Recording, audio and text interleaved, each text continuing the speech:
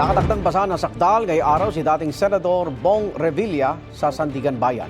Para yan sa kasong malversation of public funds through falsification of public documents at kaugnay sa Ghost Flood Control Project sa Pandi, Bulacan. May unang balita, live si James Agustin. James, dakal sa basi. Yes, Igan, alas 7:26 ngayong umaga na lumabas ang convoy lulang si dating Senador Bong Revilla at mga kapwa niya akusado mula rito sa Quezon City Jail Male Dormitory sa Payatas. Patungo na ito ngayon sa Sandigan Bayan para sa pre-trial at arraignment ngayong umaga sa kinakarap nilang malversation case na may kaugnayan sa Ghost Flood Control Project sa Pandi, Bulacan.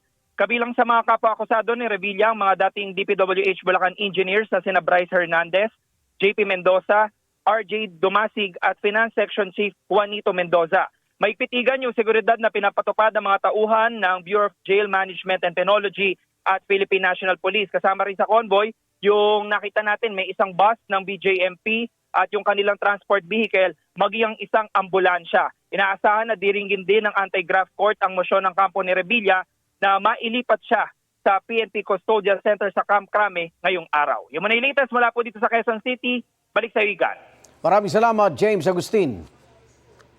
Igan, mauna ka sa mga balita, mag-subscribe na sa GMA Integrated News sa YouTube para sa iba't ibang ulat sa ating bansa.